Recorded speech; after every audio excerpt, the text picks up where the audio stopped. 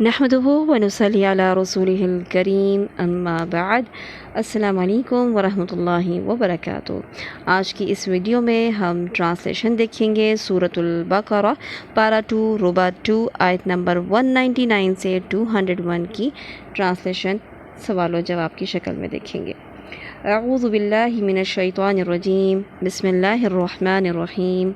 فَإِذَا أَفَضْتُم مِّنْ عَرَفَاتٍ، آیت 198 ہے۔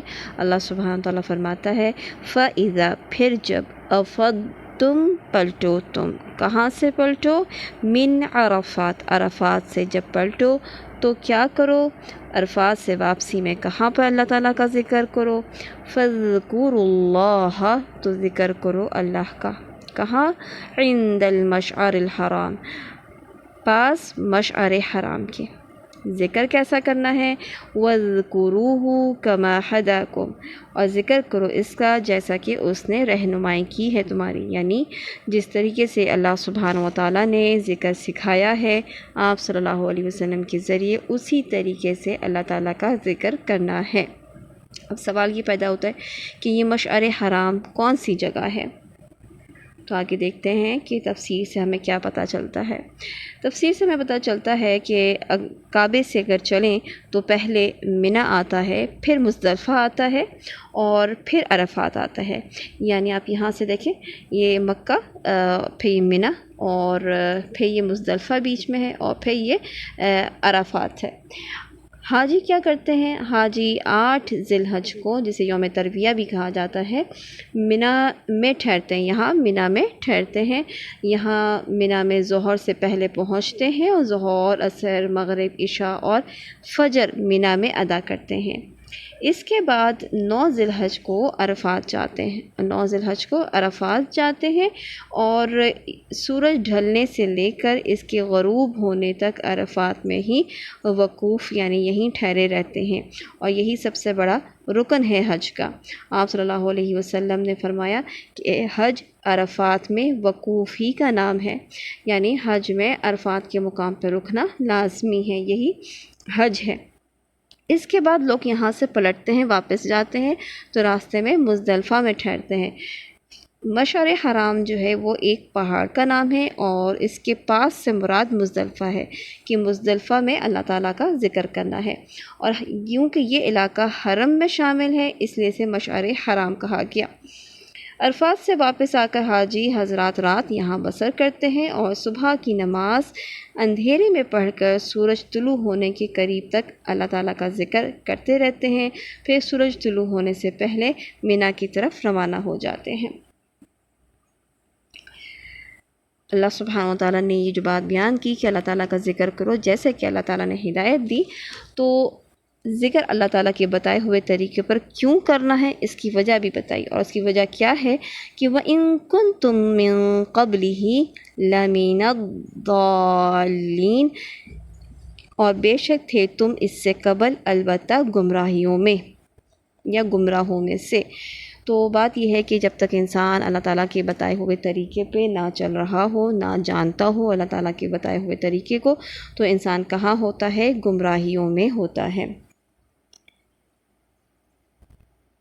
جیسے کہ تفسیر عبدالسلام بھٹوی میں بھی ہے کہ وَاذْكُرُوهُ كَمَا هَدَاكُمْ، یعنی مشرکین بھی اللہ تعالیٰ کو یاد کرتے تھے، یہ بھی کیا کہتے تھے؟ لبیک اللہم لبیک لا شریک لک، یعنی تیرا کوئی شریک نہیں کہتے تھے، مگر پھر ساتھ ساتھ شریک ملایا بھی کرتے تھے۔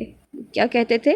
الا شریکا لک تملکہ، ہاں ایک شریک جو تیرا ہے، جس کا تو مالک ہے، وہ خود مالک نہیں۔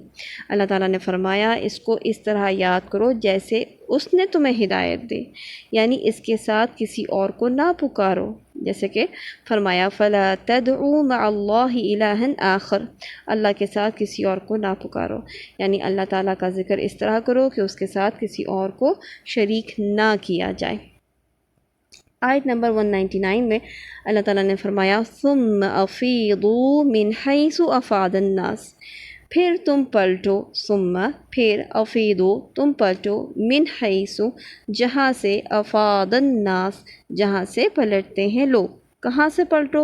اس کا مطلب ہے عرفات سے پلٹو۔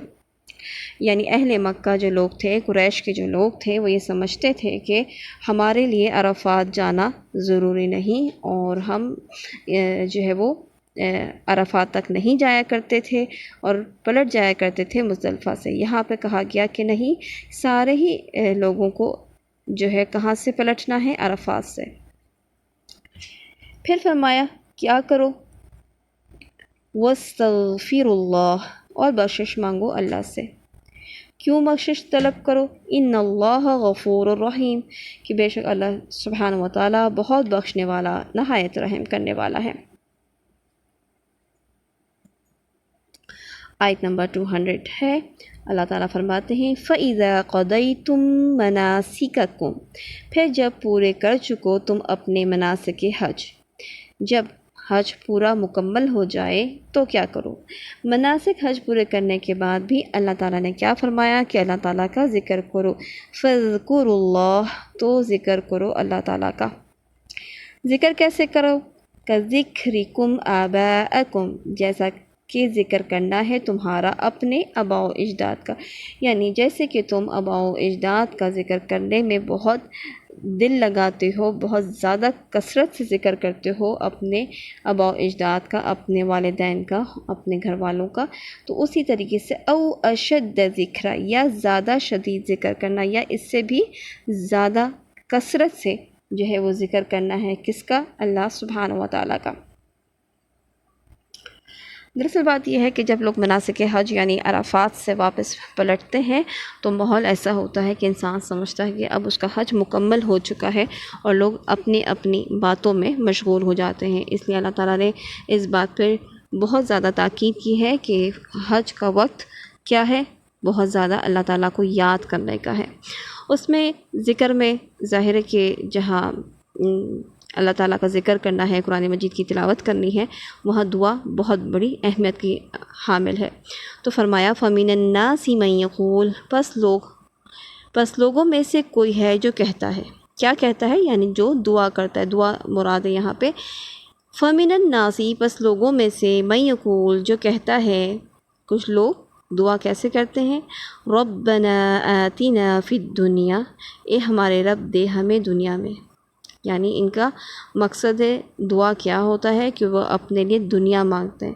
تو ایسے لوگ جو صرف اور صرف دنیا مانگتے ہیں، ایسے لوگوں کا انجام کیا ہے؟ وَمَا لَهُ فِي الْآخِرَةِ مِنْ خَلَاقٍ، اور نہیں ہے، وَمَا لَهُ، اور نہیں، لہو اس کے لیے، فی الآخرۃ، آخرت میں، من خلاق، کوئی حصہ۔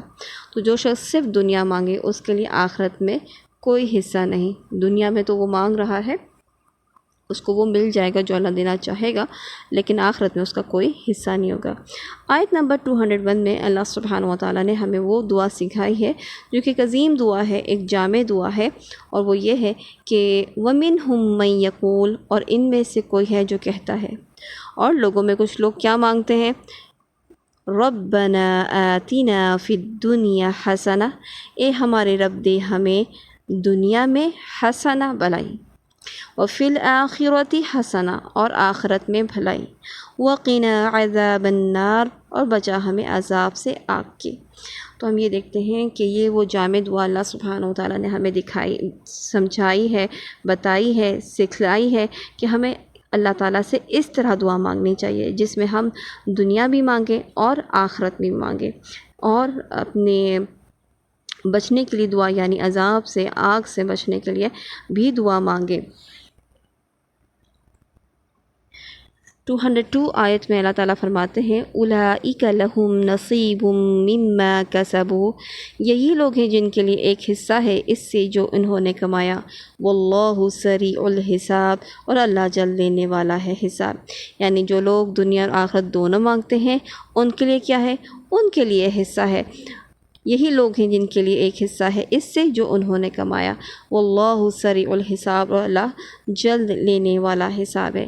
تو کرنے کا کام کیا ہے کہ ہم صرف اور صرف دنیا نہ مانگیں اللہ تعالیٰ سے، بلکہ اللہ تعالیٰ سے آخرت کے طلبگار ہوں، دنیا میں بھی بھلائی مانگیں، آخرت کی بھی بھلائی مانگیں، اور جہنم سے بچنے کے لیے، آگ سے بچنے کے لیے بھی دعائیں کریں۔ سبحانک اللہم و بحمدک، اشہد ان لا الہ الا انت، استغفرک و اتوب الیک۔